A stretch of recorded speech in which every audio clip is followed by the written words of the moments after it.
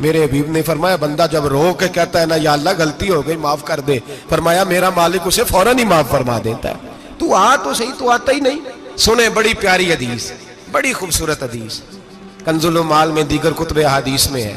हजरत अबू हुरैरा रदी अल्लाह तआला अन्हु फरमाते एक बाबा जी नबी पाक की बारगाह में आए और जब वो वापस जाने लगे तो मैंने उम्र पूछी तो उम्र थी 96 साल।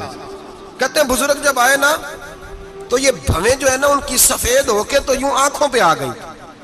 बड़ी छड़ी बाबा जी ने पकड़ी हुई और दोनों हाथ पकड़ के ना छड़ी के ऊपर झुके हुए हैं एक जानिब। कुर्बान जाऊं, कहते हैं जब वो बुजुर्ग मस्जिद में दाखिल हुए तो मेरे रसूल ने खड़े होकर इस्तकबाल फरमाया, खड़े हो, और नबी करीम सल्लल्लाहु अलैहि वसल्लम ने आगे बढ़ के बाबा जी को बाजू से पकड़ा और बिठाया। हुजूर बैठ गए। कहा बुजुर्गों कैसे आए हो? तो कहते हैं वो बाबा जी बात करते तो आंख खोल के पहले हुजूर का चेहरा देखते, फिर वो बात करते तो उनके लबो लहजे के अंदर बड़ी परेशानी, बड़ी तकलीफ, बड़ी मायूसी। अर्ज करने लगे या रसूल अल्लाह, हुजूर जिंदगी सारी गुनाहों में बीत गई है, हुजूर गलतियां ही गलतियां, याद माजी अजाब है, यार अब छीन ले मुझसे हाफजा मेरा। अल्लाह के रसूल बड़ी लंबी फहरिस्त है, पाप ही पाप है, काले स्याह दफ्तर है। या रसूल अल्लाह सल्लल्लाहु अलैहि वसल्लम जब पलट के देखता हूं हुजूर मुझे नेकी दिखाई नहीं देती। हुजूर इस उम्र में आपका एक सहाबी मिला है, उसने बात समझाई है तो थोड़ा ख्याल आया है, लेकिन या रसूल अल्लाह सल्लल्लाहु अलैहि वसल्लम अब मेरा वजूद बेकार हो गया है, हुजूर बूढ़ा हो गया हूं। 3 बातें कही बुजुर्गों ने और निराली कही। कहने लगे या रसूल अल्लाह सल्लल्लाहु अलैहि वसल्लम, हुजूर अब तो मेरी कमर भी सीधी नहीं होती कि मैं नमाज ही सही अदा कर सकूं, बूढ़ा हो गया हूं। या रसूल अल्लाह सल्लल्लाहु अलैहि वसल्लम अब मेरे अंदर ताकत नहीं कि मैं मेहनत मजदूरी करके सदके और खैरात दे सकूं। या रसूल अल्लाह सल्लल्लाहु अलैहि वसल्लम अब मैं तलवार लेके जिहाद भी नहीं कर सकता। हुजूर ना मैं लंबी नमाजें पढ़ सकता हूं, आका ना मैं सदकातो खैरात दे सकता हूं, महबूबा ना मैं दीन के लिए कोई जिहाद कर सकता हूं। बेकार वजूद है, बेकार बेकार वजूद को तो घर वाले बर्दाश्त नहीं करते, बच्चे दुआ करते हैं या अल्लाह अब्बा जी को पर्दा दे दे, अम्मा को पर्दा दे दे, बेकार हो गया हूं और आज आया हूं तो मुझ बेकार को मेरा रब कबूल कर लेगा। आज कलमा पढ़ूं तो बेकार हूं, किसी काम का नहीं, ना नमाज ना सदकात ना जिहाद, कबूल कर लेगा। हजरत अबू हुरैरा फरमाते हैं जैसे बरसात में बारिश की झड़ी लगती है, यूं मुस्तफा की आंखों से झड़ी लग गई। हुजूर खुल के रोए, खुल के। और मेरे हबीबे पाक ने फरमाया बुजुर्गों बड़े मुजाहिद हैं, दीन के लिए जिहाद करने वाले बड़े हैं, रब करीम को आपकी तलवार की इतनी हाजत नहीं। और फरमाया उसके खजाने कोई खाली तो नहीं कि आप ही गोया सदका देंगे तो भरे जाएंगे। और फरमाया फिर रब करीम की शान में इजाफा नहीं करती इबादतें, वो तो बंदे को नफा देती हैं। मैं बुजुर्गो ना आप जिहाद करें ना आप सदकात दे, ला लंबी नमाजें पढ़े, आप सिदक दिल से आ जाए, अल्लाह के रसूल का वादा है रब आपको बगैर हिसाब किताब जन्नत अता फरमा देगा।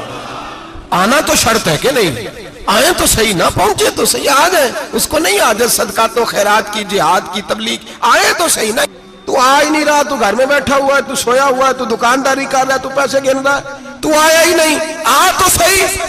बल्कि मेरे नबी पाक फरमाते हैं जब अल्लाह पाक का भागा हुआ गुलाम आता है फिर तो अल्लाह ज्यादा राजी होता है, फिर तो अल्लाह ज्यादा राजी होता है, ज्यादा राजी होता है। तो आ तो सही, पहुंच तो सही।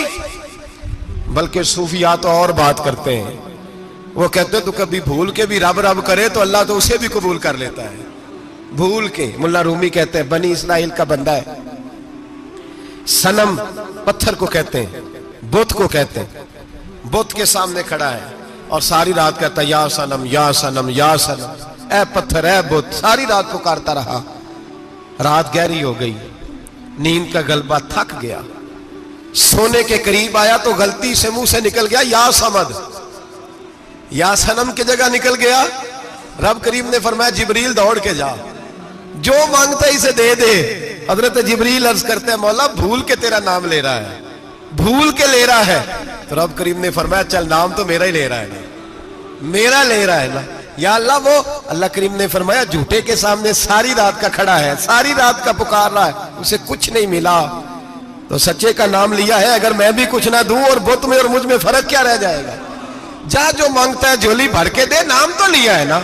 ओ भाई तू बहाना तो बनाना, आ तो सही ना, तू यहां आ जा, पहुंच जा, आ जा, बस बैठ जा, उसकी बारगाह नाज में हाजिर तो हो ना। तुझे फुर्सत ही नहीं, तू यारों के लिए टाइम निकालता है, बाजारों के लिए टाइम निकालता है, गलियों के लिए टाइम निकालता है, चौकों चौराहों के लिए टाइम निकालता है, हफ्ते में एक दिन होटलिंग के लिए भी जाता है, लेकिन कभी छुप के दो नफलों की तुझे तौफीक नहीं होती। और मैं कई दफा कह चुका हूं, जिस बंदे को बगैर इबादत के रिज़्क ज्यादा मिलने लग जाए, उस पर आजमाइश होती है रब करीम की। अल्लाह फरमाता है इसको पैसे दो, इसे आने ना देना, इसको को चल पैसे दौड़ जा।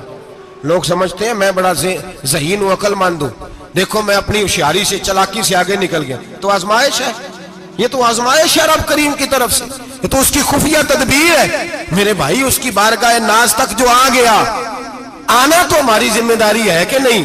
फिर उसकी रहमत आगे बढ़ के इस्तकबाल कर लेती है। और खुदा की रहमत कितनी ज्यादा है, मेरे हबीब करीम सैयद आलम सल्लल्लाहु अलैहि वसल्लम ने फरमाया, अल्लाह ने अपनी रहमत के 100 हिस्से किए। कितने? हुजूर फरमाते हैं एक हिस्सा अल्लाह ने दुनिया में नाज़िल किया है। कितना? एक हिस्सा। फरमाया ये जो माँ बेटे से प्यार करती है, बाप बेटे के लिए मजदूरी करता है, जो बहन भाई के लिए रोती है, ये जो बीवी शौहर के लिए दुआ मांगती है, ये जो बच्चे माँ बाप से प्यार करते हैं, फरमाया ये उस एक रहमत का नतीजा है, एक रहमत का नतीजा। तो सहाबा कहने लगे या रसूलल्लाह वो 99 किधर है? नबी पाक ने फरमाया रब करीम ने संभाली हुई है, कयामत के दिन तुम्हें अता फरमाएगा।